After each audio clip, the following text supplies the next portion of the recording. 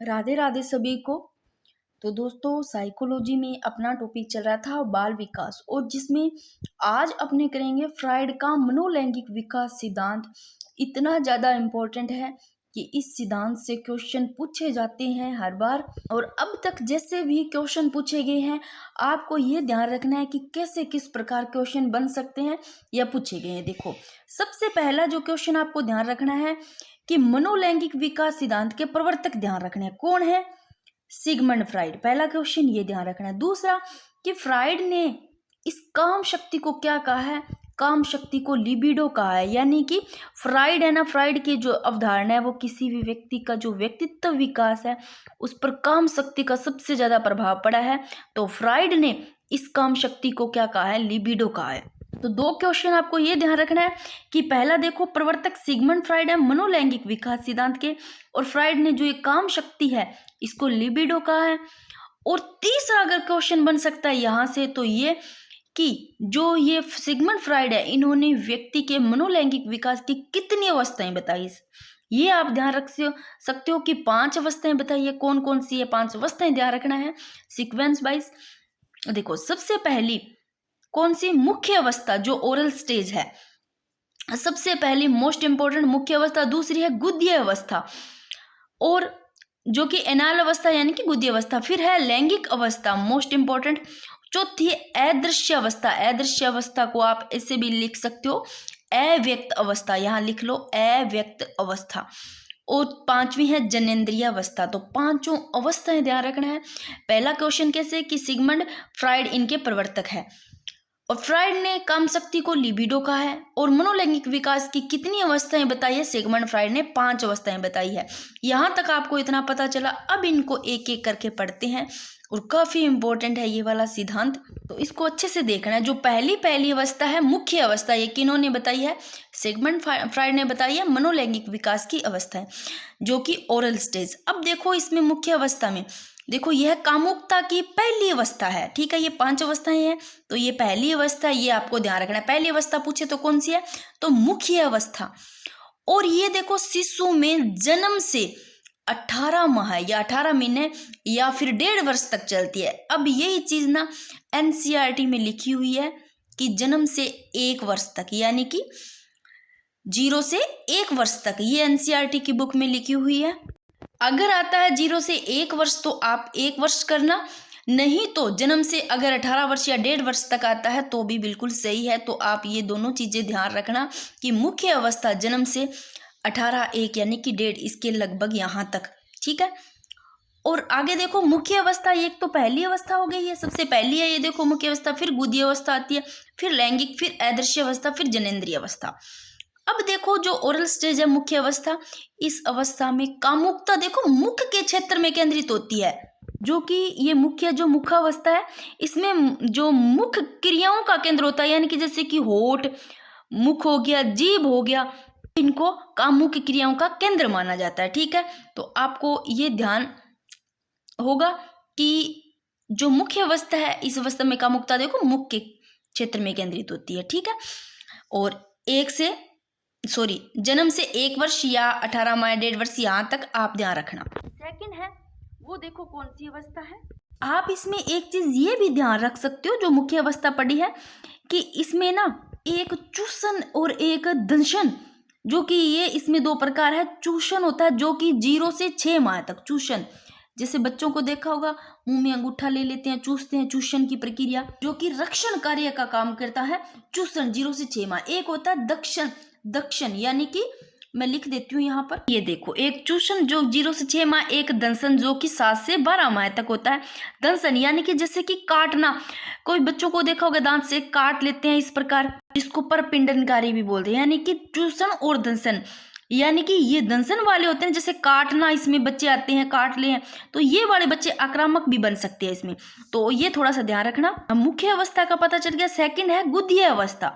देखो, जो anal stage है गुद्य अवस्था, ये देखो 18 माह से 3 वर्ष तक, यानी कि अगर ये 18 वर्ष तक है, 18 वर्ष तक है ये, या फिर 1.5 वर्ष या 1 वर्ष तक आपको ध्यान रखना है। 18 माह या 1 साल या 1 या 1.5 साल तक। ठीक है ना, फिर 1 से आप 3, इधर 1 या फिर 18 माह यहाँ से स्टार्ट करके आप इसको 3 वर्ष तक ले सकते हो, 18 माह से 3 वर्ष, ठीक है। और कुछ बुक्स में ये आपको 2 वर्ष से 3 वर्ष भी मिलेगी, 1 से 4 वर्ष तक भी मिल सकती है ये वाली। तो आप इसको इस प्रकार ध्यान रख सकते हो मोटा मोटा, यानी कि 1 वर्ष, या तो आप यहाँ 1 वर्ष ले लो या फिर 18 माह है, ठीक है ना। 1 से लगभग 3 वर्ष तक आप ध्यान रख सकते हो इसको गुद्दी अवस्था, क्योंकि ऐसे क्वेश्चन अक्सर डिलीट होते हैं और ऐसे क्वेश्चन आते भी नहीं है। आपको अवस्थाएं पूछी जा सकती है, 5 अवस्थाएं कैसी है, ना कि इसमें आपका ये पूछा जा सकता है कि कब से कब तक रहता है। इसका आपको ये प्रवर्तक पूछा जा सकता है। कामुकता की सेकंड अवस्था कौन सी, ऐसे पूछा जा सकता है। गुद्दी अवस्था पहली, मुख्य अवस्था, ऐसे पूछा जा सकता है। अब जो गुद्दी अवस्था है इसमें देखो, बालक की जो काम शक्ति थी ना, यहाँ मुख थी, बालक की काम शक्ति मुख, जैसे कि होठ हो गया है ना, मुख हो गया, जीभ होगी, वो थी पहले में। तो बालक की काम शक्ति इस मुख से हट करके या मुख से हट कर गुदा क्षेत्र में केंद्रित हो जाती है। यहाँ जो कामुकता केंद्र होता है वो गुदा होती है, यानी कि गुद्दी अवस्था। इसमें क्या है, बच्चा मलमूत्र के माध्यम से आनंद लेता है। कुछ बच्चे ऐसे होते हैं मलमूत्र को रोक लेते हैं, रोक के पहले रोकता है और फिर जब रोकता है उसको तनाव उत्पन्न होता है, देखा होगा, और फिर जब वो मलमूत्र करता है फिर उसको बड़ा ही आनंद की अनुभूति होती है। कुछ बच्चे मलमूत्र को करके आनंद की अनुभूति करते हैं, तो ये होती है गुद्दी अवस्था, यानी कि यहाँ मुख से हट गया, मुख से हटकर गुदा क्षेत्र में केंद्रित हो जाती है, ठीक है। और जो मलमूत्र को रोककर आनंद प्राप्त करता है वह आती है धारणात्मक व्यक्तित्व में, ठीक है। तो मुख्य अवस्था में आपको मुख ध्यान रखना है, मुख के अंदर जो मुख होता है वो मुख होता है केंद्र, यानी कि इसमें जीभ हो गया, मुख, होठ, ये सारी यानी कामुकता क्रियाओं का केंद्र माना जाता है इनको, और गुद्दी अवस्था में मलमूत्र को, ठीक है। फिर थर्ड आती है लैंगिक अवस्था। जो लैंगिक अवस्था है ये 3 माह से 5 वर्ष की आयु में, यहाँ माह नहीं है भाई, ये 3 वर्ष है, 3 से 5 वर्ष की आयु में, यानी कि 3 वर्ष से 5 वर्ष की आयु में लैंगिक अवस्था आती है। तो लैंगिक अवस्था में देखो, इस अवस्था में काम शक्ति का केंद्र बिंदु जननेंद्रिय होती है, जिसको फैलिक स्टेज भी बोलते हैं, ये भी मैं यहाँ पर लिख देती हूँ। अब आप लोगों ने ये पढ़ा होगा कि जो लैंगिक अवस्था है फैलिक स्टेज, इसमें ना 2 ग्रंथियां भी होती है, 2 ग्रंथियां पाई जाती है, एक ओडिपस नाम की और एक इलेक्ट्रा नाम की। ये 2 ग्रंथियां जो कि आप लोगों ने पढ़ा भी होगा, ओडिपस और इलेक्ट्रा। जो ओडिपस पाई जाती है वो लड़कों में पाई जाती है और इलेक्ट्रा लड़कियों में। ओडिपस पाई तो देखो लड़कों में जाती है, जिसको यानी कि मातृ ग्रंथि भी बोलते हैं। उसमें क्या होता है, जो लड़का है वो लड़का है ना, माँ के प्रति अचेतन रूप से जो लैंगिक इच्छा रखता है वो इस प्रकार, यानी कि ये अपने समाज में नहीं है, समाज नहीं मानता इन चीजों को अपने भारत में, बट ये साइकोलॉजी के अनुसार है। साइकोलॉजी ये कहती है कि लड़का है वो माँ के प्रति अचेतन रूप से जो लैंगिक इच्छा है वो रखता है, यानी कि माँ के प्रति लड़के का लगाव। तो ये होता है ओडिपस ग्रंथि, और एक होती है इलेक्ट्रा ग्रंथि। ये मैं मोटा मोटा यहाँ पर या तो लिख देती हूँ। इलेक्ट्रा यानी कि पितृ मनोग्रंथि, जिसमें क्या है, इलेक्ट्रा लड़कियों में पाई जाती है, और उसमें क्या होता है, उसमें लड़की होती है वो पिता के प्रति अचेतन रूप से जो लैंगिक इच्छा है वो रखती है, यानी कि पिता के प्रति लड़की का जो लगाव है। ऐसा अपने समाज नहीं मानता, बट ये साइकोलॉजी के अनुसार है, तो ये पढ़ना पड़ता है।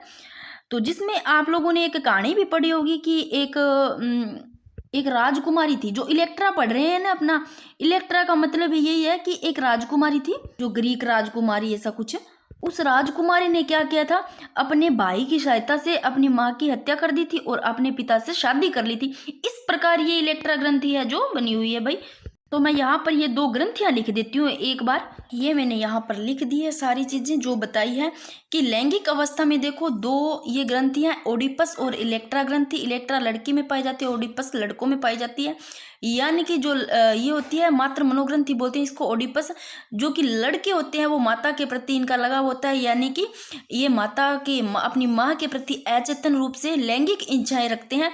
और इलेक्ट्रा या लड़की में पाई जाती है जो पितृ मनोग्रंथि बोलते हैं, और ये लड़की होती है ये पिता के प्रति, इस लड़की का जो लगाव होता है, यानी कि पिता के प्रति अचेतन रूप से लैंगिक इच्छाएं रखती है लड़की। ये साइकोलॉजी कहती है। फिर है अदृश्य अवस्था, जिसको यहाँ पर लिख लेना अव्यक्त अवस्था भी बोलते हैं। जो लेटेंसी स्टेज है इसको अव्यक्त लिखो, यहाँ पर अव्यक्त लिख लो आप। तो जो अदृश्य अवस्था है ये देखो 6 से 12 वर्ष के बीच की आयु में होती है, लैंगिक अवस्था 3 से 5 वर्ष की आयु में, और अदृश्य अवस्था जो कि 5-6 इस वर्ष यानी कि 6 वर्ष से 12, 6 से ध्यान रखना आप, 6 से 12 वर्ष के बीच की आयु में आती है ये अदृश्य अवस्था। और इसमें काम शक्ति होती है वो अदृश्य हो जाती है, यानी कि अव्यक्त हो जाती है, यानी कि जो लैंगिक क्रियाएं थी उनको रचनात्मक क्रियाओं में बदल लेता है। जो लैंगिक क्रियाएं थी वो किस में बदल जाती है, रचनात्मक क्रियाओं में। काम क्रिया होती है वो बिल्कुल निष्क्रिय रहती है। ठीक है, तो ये भी आपको अच्छे से समझ में आ गया होगा। अब 5वीं है वो है जननेंद्रिय अवस्था। ये वाला काफी इंपॉर्टेंट है दोस्तों, फ्राइड का जो मनोलैंगिक विकास सिद्धांत है बहुत ही ज्यादा इंपॉर्टेंट है। ये इसको एक बार अच्छे से समझ लिया तो नहीं भूलोगे, ये समझना जरूरी है। जननेंद्रिय अवस्था ये देखो, ये इस मनोलैंगिक विकास की अंतिम अवस्था है। पहली मुख्य अवस्था, अंतिम जननेंद्रिय अवस्था। तो मनोलैंगिक विकास की अंतिम अवस्था यह 12 वर्ष से प्रारंभ होकर के देखो 18 वर्ष तक की आयु चलती रहती है, यानी कि 12 से आगे। कहीं कहीं आपको 13 वर्ष, 12-13 ध्यान रख लेना, 12-13 वर्ष से चल करके 18 वर्ष तक चलती रहती है। और इस अवस्था में काम शक्ति है वो जननेंद्रियों पर केंद्रित रहती है। देखो, जिसका उपयोग वह विपरीत लिंग, जो लड़का लड़की है एक दूसरे के विपरीत लिंग, यानी कि ये किसके लिए करते हैं, संतानोत्पत्ति के लिए करते हैं। तो इसमें जो काम शक्ति है वो सिर्फ जननेंद्रियों पर केंद्रित रहेगी, यानी कि संतान उत्पन्न करने के लिए। आप समझ सकते हो विपरीत लिंग, जिसका उपयोग आप पांचों की पांचों आपको समझ में आ गई होगी। ये अब एक बार मोटा मोटा फिर से बताऊं कि फ्राइड का मनोलैंगिक विकास सिद्धांत, इसके प्रवर्तक देखो मनोलैंगिक विकास सिद्धांत के फ्राइड, और इन्होंने काम शक्ति को लिबिडो कहा है। और इन्होंने मनोलैंगिक विकास की सिगमंड फ्राइड ने 5 अवस्थाएं बताई है, पांचों की पांचों अपनों ने पढ़ ली है।